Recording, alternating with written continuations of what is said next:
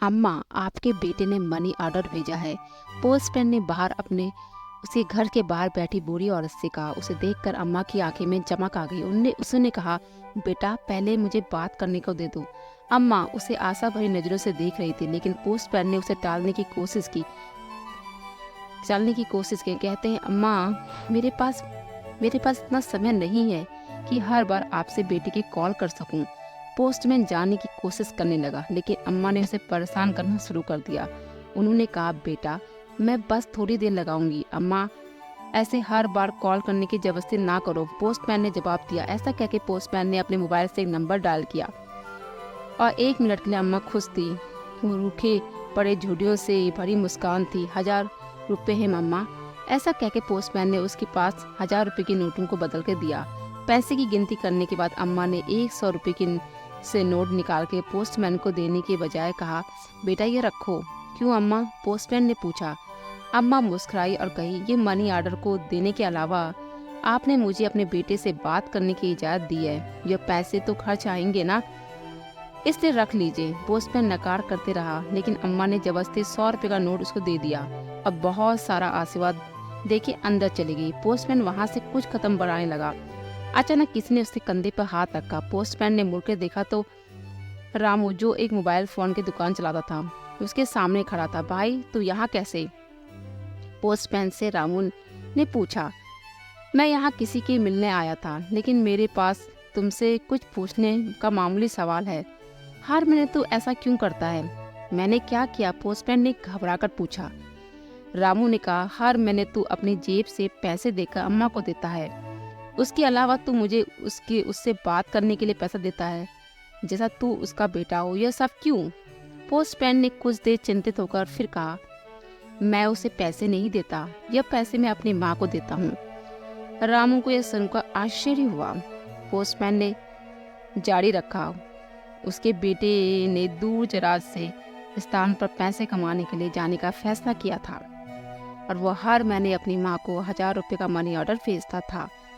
लेकिन एक दिन मनी ऑर्डर के बजाय उसके दोस्त का एक पत्र आया, जिसमें अपने बेटे के दोस्त ने लिखा था अम्मा का नाम।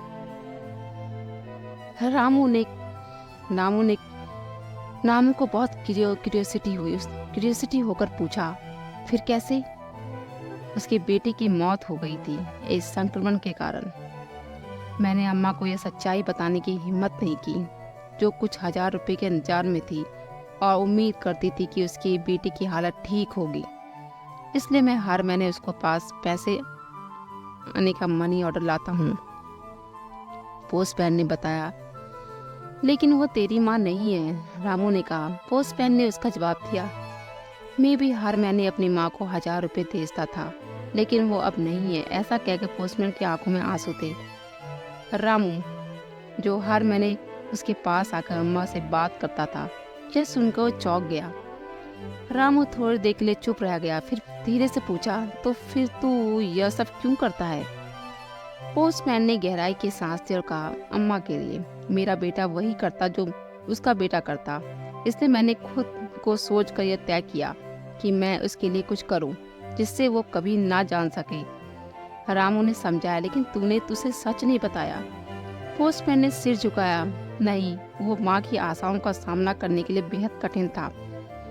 मैंने सोचा कि कम से कम मैं उसकी माँ को हर महीने उसकी बेटी की तरफ बात करने का मौका दे सकता हूँ, जिससे वो कुछ हद तक खुश रह सके। रामू की आवाज़ में गहराई में दर्द सुना। बिना कुछ कहे उसने पोस्टमैन के कंधों पर अपना हाथ रख दिया और कुछ पलों तक दोनों चुप रहे। फिर रामू ने स्वयं को संभालते हुए कहा, तू बड़ा दिल वाला है पोस्टमैन। पोस्टमैन ने एक हल्की मुस्कुराहट दी और कहा, धन्यवाद भाई। जब मैं आगे जा सकता हूँ अब मैं आगे जा सकता हूँ? रामू ने कहा, हाँ। उसने जाते वक्त बोला, तू अच्छा काम कर रहा है पोस्टमैन।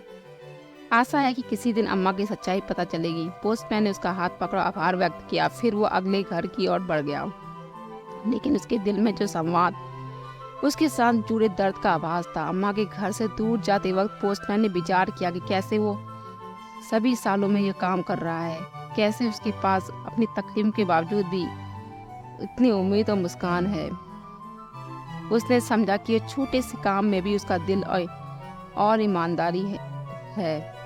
वक्त बीतते बीतते पोस्टमैन ने अपने काम को समर्पित करने लगा और अपने और अन्य लोगों के बीच के संबंधों में यह ज्ञान प्राप्त किया कि हर किसी के पीछे की कहानी के दर्द की आशाएं होती है। समय बीतते बीतते उसने देखा कि अम्मा की स्थिति में सुधार हो रहा था। उसकी बेटी की मौत का सच सामने आने के बाद अम्मा ने उसी बातचीत के स्वीकार किया, उसके साथ सहयोग किया, पोस्टमैन की उसके आदर किए जाने का एहसास किया, जिससे उसे महसूस कराया कि वो ना केवल अम्मा के लिए बल्कि अपने सामाजिक परिवार के भी हिस्से के तौर पर एक महत्वपूर्ण आदमी बन चुका है।